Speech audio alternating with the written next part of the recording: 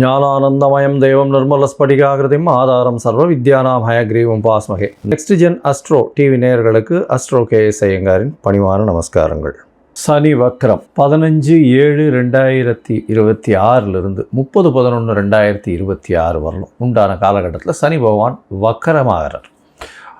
முதல்ல சனி பகவான் வக்கரம் என்னைக்கு ஆகிறார் அப்படின்னா ஆனி மாதம் 31ஆம் நாள் புதன்கிழமை சனி வக்கரமாகுது. சரி, வக்கரம்னா என்ன அப்படின்னு பார்க்கும்பொழுது, வக்கரம் அப்படின்னு சொல்லும்பொழுது அதாவது வருட கிரகங்கள்னு சொல்லக்கூடிய குரு சனி இந்த 2 கிரகங்களுக்கும் சரி, மற்றபடி சுக்கிரன் செவ்வாய் மற்றும் புதன் இந்த 3 கிரகங்களுக்கும் வக்கரகதி நிச்சயமாக உண்டு. என்னென்னா சூரியனிலிருந்து, அதாவது எந்த ஒரு கிரகமோ அந்த கிரகத்திலிருந்து 5ஆம் இடத்திற்கு சூரியன் வரும்பொழுது, அதுவும் சனிக்கு பார்த்தோம்னா சனிக்கு 5ஆம் இடத்தில் சூரியன் வரும்பொழுது வக்கரகதி ஆரம்பமாகிறது. 9ஆம் இடத்துல வரும்பொழுது வக்கர நிவர்த்தி அடையும்.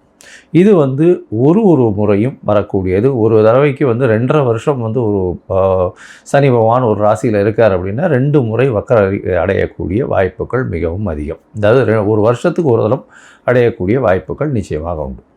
சரி, இந்த சனி வக்கரம் அப்படின்னும் பொழுது அவருடைய வலிமை சற்று கம்மியாக கூடும். இதனால் என்ன அப்படின்னா கெடு பலன்கள், அவரால் கெடு பலன்கள் கொண்ட ராசிக்காரர்களுக்கு சற்று அதாவது இளைப்பாறக்கூடிய வாய்ப்புகள் உண்டு, மூச்சு விடக்கூடிய வாய்ப்புகள் உண்டு. அதாவது 7.5 சனி, அஷ்டமத்து சனி, அர்த்தாஷ்டம சனியெல்லாம் நடக்கிறவர்களுக்கு கொஞ்சம் பிரச்சனைகள் சிறிது காலம் நிச்சயமாக நகர்ந்து செல்லக்கூடிய வாய்ப்புகள் உண்டு.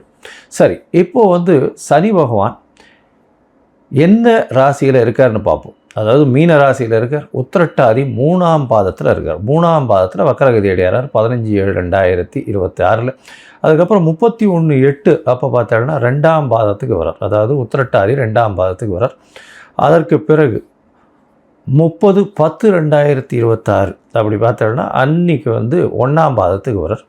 அதற்கு பிறகு 30/11/2026க்கு 1ஆம் பாதத்திலிருந்து வக்கர நிவர்த்தி அடைகிறார். சரியா? வக்கர நிவர்த்தி பலன்கள் தனியாக பார்ப்போம். இப்போ வக்கரத்தினுடைய பலன்கள் என்னன்னு பார்ப்போம். இந்த காலகட்டத்தில் சனி பகவானுடைய வலிமை குன்றி இருக்கக்கூடும். அதனால் கோச்சார பிரகாரம் வரக்கூடிய பிரச்சனைகள், இன்னல்கள் சற்று கம்மியாகக்கூடிய வாய்ப்புகள் நிச்சயமாக உண்டு. அதுவும் இந்த 7.5 சனியில் இருக்கிறவா கும்பம், மீனம், மேஷம் இந்த 3 ராசிக்காரர்களுக்கும் 7.5 சனி போயின்னு இருக்கு. அது தவிர பார்த்தோம்னா தனுசு ராசிக்காரர்களுக்கு 4ஆம் இடத்துல அர்த்தாஷ்டம சனி, சிம்ம ராசிக்காரர்களுக்கு அஷ்டமத்து சனியும் போயின்னு இருக்கு. இந்த காலகட்டத்தில் இவாளுகெல்லாம் சற்று பிரச்சனைகள் சற்று குறையக்கூடிய காலகட்டமாக இருக்கும். ஒரு சுமூகமான நிலைமை வரக்கூடிய வாய்ப்புகள் நிச்சயமாக உண்டு. சரி, இந்த சனி பகவானுக்கு பிரச்சனைகள் வலிமை குறைந்தாலும் சில இடத்துல உங்களுக்கு பிரச்சனைகளை அதிகமாக கூட்டக்கூடிய வாய்ப்பு உண்டு. அதாவது சில ராசிக்காரர்களுக்கு பரம எதிரியாக இருக்கக்கூடியவர், அதுவும் சிம்ம ராசி, கடகராசியெல்லாம் பரம எதிரின்னு சொல்லக்கூடியவர். அந்த மாதிரியான ஒரு கிரகம் இந்த சூரியனுக்கும் சந்திரனுக்கும் சனி மிகப்பெரிய எதிர் கிரகமாக சொல்கிறது. அதனால தான் சனி பகவான் 7-8 அதிபதி அப்படின்னு சொல்கிறது. 6-7 அதிபதி சிம்மத்துக்கு. இதன் மூலியமாக கடன் தொல்லை, நோய், தவிர அசிங்கம், அவமானம் இது எல்லாத்தையுமே கொடுத்துருவார். இந்த அஷ்டமத்து சனி வந்ததுன்னா கேட்கவே வேண்டாம், எல்லா பிரச்சனையும் கொடுப்பார். அதாவது மிகப்பெரிய அசிங்கம், அவமானம் இது எல்லாத்தையுமே கொடுத்தே தீரணும் அவர். அந்த காலகட்டத்தை தாண்டித்தான் எல்லாரும் போயாகணும். சரி, இப்படி இருக்கக்கூடிய காலகட்டத்தில் என்னென்ன எளிய பரிகாரங்கள் பண்ணலாம் அவருக்கு? அதாவது பரிகாரங்கள் அப்படின்னு சொன்னால் அவருடைய முதல்ல அவருடைய காயத்ரி மந்திரம் இல்லை அவருடைய ஸ்லோகம். அதாவது ஸ்லோகம்னு சொல்லணுமே ஆனால் நீலாஞ்சன சமாபாசம் ரவிபுத்திரம் ஜமாக்கிரம் மாயா மார்த்தாண்ட சம்பூதம் தம் நமாமி சனேஸ்வரம் அப்படின்ற இந்த ஸ்லோகத்தை சொல்லிக்கொண்டு வருவதன் மூலியமாக சனி பகவானுடைய பிரச்சனைகள் குறையக்கூடிய வாய்ப்புகள் உண்டு. அதுவும் சனிக்கிழமை சொல்கிறது இந்த 139 நாளும் சொல்கிறது ரொம்பவும் நல்லது. இது இல்லை அப்படின்னா அதாவது ஓம் காகத்வஜாய வித்மஹே கட்கஹஸ்தாய தீமஹி தன்னோ மந்த பிரச்சோதயாத்துன்னு ஒரு நாளைக்கு 8 முறை சொல்கிறது மிகவும் நல்லது. சரி, இதை விட கொஞ்சம் இதுவாக இருந்ததுன்னா பக்கத்தில் இருக்கிற கோவில்களுக்கு போயிட்டு வர்றது. அதாவது சனீஸ்வரன் நவக்கிரக சன்னதியில் சனீஸ்வரனை சனிக்கிழமை வழிபட்டு வருது. ஆஞ்சநேயர், அது தவிர விநாயகர், இவர்கள் இருவரும் கட்டினவர்கள், அதாவது சனீஸ்வரனை கட்டியவர்கள்னு சொன்னவார். அதனால் இவர்களை பார்த்துட்டு இவர்களை சேவிச்சுட்டு வர்றதன் மூலியமாக உங்களுடைய பிரச்சனைகள் நிச்சயமாக விலகக்கூடும். இது தவிர பார்த்தீங்கன்னா சனி பகவானுக்கு உண்டானது எள்ளு.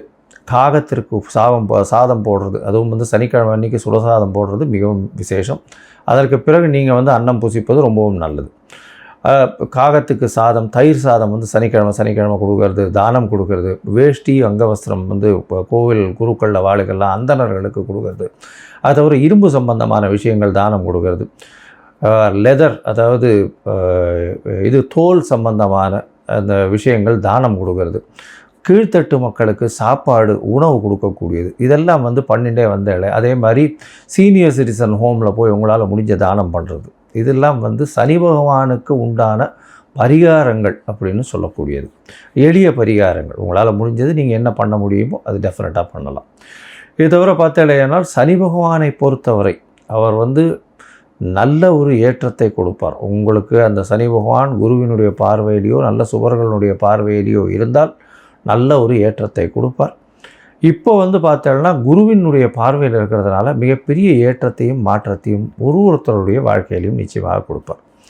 இந்த காலகட்டத்தில் சனி பகவான் கர்ம காரகன்னு சொல்கிறவர், அதை தவிர ஆயுள் காரகன்னு சொல்கிறவர். அதாவது உங்களுடைய தொழில் எல்லா விஷயத்துக்கும் முதல்ல அந்த சனி பகவான் வந்தார்னா 7 அஷ்டமம் அர்த்தாஷ்டமம் வந்ததுன்னா முதல்ல வேலையில் பிரச்சனை வரும், பண வரவுக்கு பிரச்சனை வரும். இது எல்லாமே இல்லாமல் இந்த காலகட்டத்தில் எளிய முறையில் நீங்கள் பயன் பெறணும் அப்படின்னா அவருடைய காயத்ரி மந்திரம், அவருக்கு இந்த நெய், அதாவது இந்த எண்ணெய் எள்ளில் எடுக்கப்பட்ட எண்ணெய், அதாவது ஜிஞ்சிரி ஆயில் சொல்கிறா இல்லையா, நல்லெண்ணெய் எடுத்து நல்ல செக்கில் ஆட்டு நல்லெண்ணெய் கொண்டு போய் தானமாக கொடுங்கோ, இல்லை கோவிலுக்கு விளக்கு ஏற்றுறதுக்கு கொடுத்துட்டு வாங்கோ.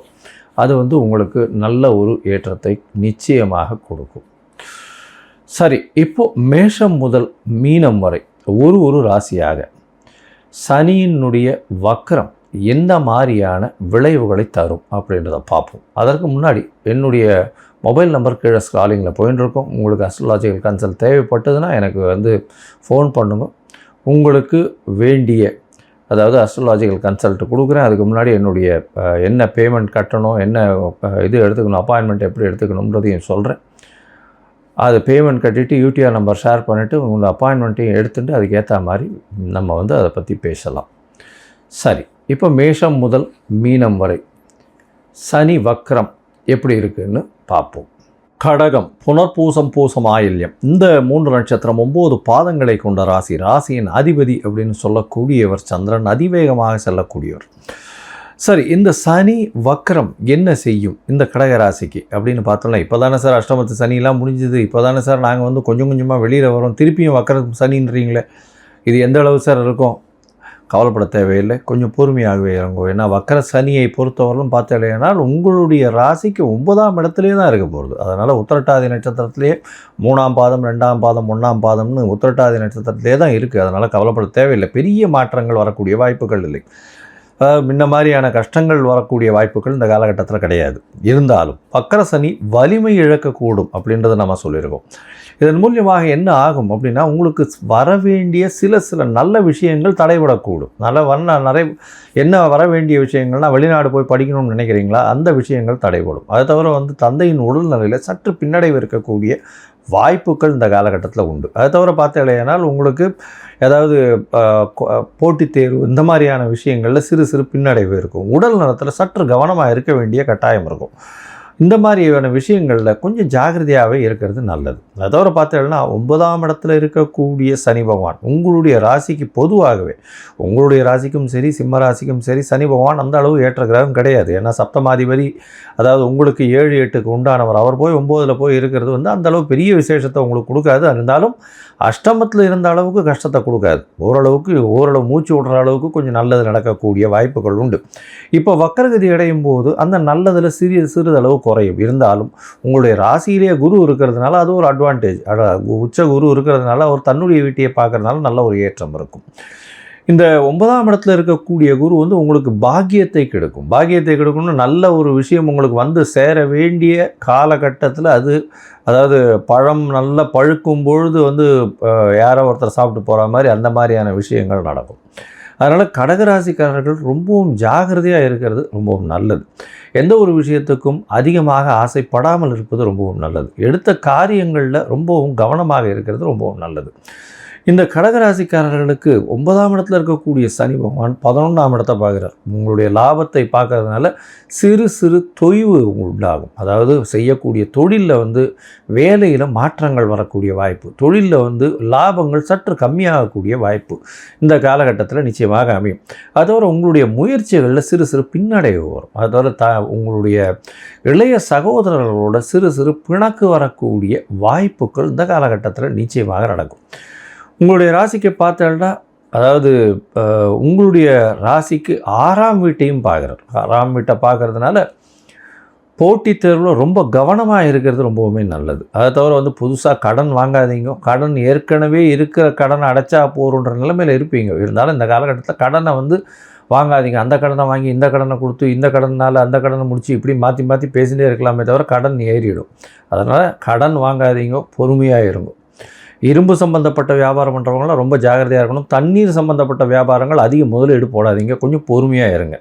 பால் வியாபாரம் பண்ணுறவங்களுக்கு ஏற்றத்தை கொடுக்கக்கூடிய காலகட்டமாக அமையிறது. பயிர் வியாபாரம் பண்ணுறவங்க கொஞ்சம் ஜாகிரதையாக இருக்கிறது நல்லது. அதாவது பயிர்னால் இந்த வேளாண்மை பண்ணுறவங்களாம் அதிகமாக முதலீடு போட்டு பண்ணுறதுன்றது அந்த அளவு விசேஷத்தை கொடுக்காது. உங்களுடைய ராசிக்கு மொத்தமாக சொல்லப்போனால், அதாவது பொதுவாக இந்த 15/7/2026 30/11/2026 வரலும் உண்டான காலகட்டங்கள் இந்த கடகராசிக்காரர்களுக்கு என்ன மாதிரி இருக்கும் அப்படின்னு பார்த்தலையானால், உடல்நிலையில் சற்று பின்னடைவு இருக்கிறதுக்கு வாய்ப்புகள் உண்டு. தந்தையின் உடல்நிலையில் ஏற்றங்கள் இருக்காது, கொஞ்சம் சற்று பின்னடைவு இருக்கும். தாயின் உடல்நிலையில் ஏற்றங்கள் இருக்கும். இளைய சகோதரர்களோட சிறு சிறு பிணக்கு இருக்கக்கூடிய வாய்ப்பு. எழுத்து பணியில் இருக்கிறவங்களுக்கு பின்னடைவு வரக்கூடிய வாய்ப்புகள் இருக்கும்.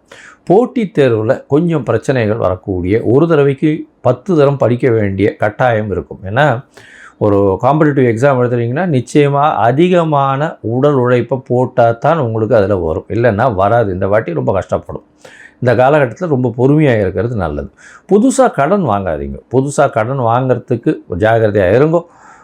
6ஆம் இடத்தை வந்து சனி பார்க்குறதுனால ருணரோக சத்ருஸ்தானம்ன்றதுனால உடல் நலத்தில் கொஞ்சம் ஜாகிரதையாக இருங்கோ. எலும்பு சம்பந்தமான சீனியர் சிட்டிசன்ஸுக்கு எலும்பு சம்பந்தமான கழிவு பாதைகளில் சில பிரச்சனைகள் வரக்கூடிய வாய்ப்புகள் கண்டிப்பாக இருக்கும். அதனால் கொஞ்சம் ஜாகிரதையாக ஹேண்டில் பண்ணுறது நல்லது. மூத்த சகோதரர்களோட சிறு சிறு பிரச்சனைகள் இருக்கும், இருந்தாலும் லாபத்தில் நல்ல ஒரு ஏற்றம் இருக்கும். அதாவது தொழிலில் லாபங்கள் அதிக அளவு வராமல் ஓரளவு சுமாராக இருக்கும். வேலையில் மாற்றங்கள் இருக்கக்கூடிய வாய்ப்புகள் உண்டு. சரி, இந்த காலத்தில் உங்களுடைய தசாபுக்தி அந்தரம் சூக்ஷ்மம் அந்த அளவுக்கு விசேஷம் இல்லை அப்படின்னா, நீங்கள் என்ன பண்ணணுன்னா ஜலதுர்கையை போய் வணங்கிட்டு வாங்க. ஜலதுர்கை போய் வணங்கிட்டு வர்றதுனால உங்களுக்கு எல்லா விதமான பிரச்சனைகளும் நிச்சயமாக செல்லக்கூடும். அது தவிர வந்து இரும்பு சம்பந்தமான பொருள், தோல் சம்பந்தமான பொருள் இதெல்லாம் வந்து இந்த கீழ் வேலை செய்கிறவாளுக்கு தானமாக கொடுங்க. அதாவது இந்த பொது காரியங்கள், அதாவது ரோடு பெருக்கிறது அந்த மாதிரியான விஷயங்கள்லாம் பண்ணுறா இல்லையா, அவளுக்கு இதை வந்து நீங்கள் கொடுங்க. இது வந்து தானமாக கொடுங்க. அது வந்து ரொம்ப நல்லது. கோவிலில் வந்து வேஷ்டி உத்திரியம் இதெல்லாம் வந்து கோவிலில் கொடுத்துட்டு வாங்கும். உங்களுக்கு வரக்கூடிய எந்த ஒரு பிரச்சனையாக இருந்தாலும் நிச்சயமாக தவிடுபடியாகக்கூடிய வாய்ப்புகள் உண்டு.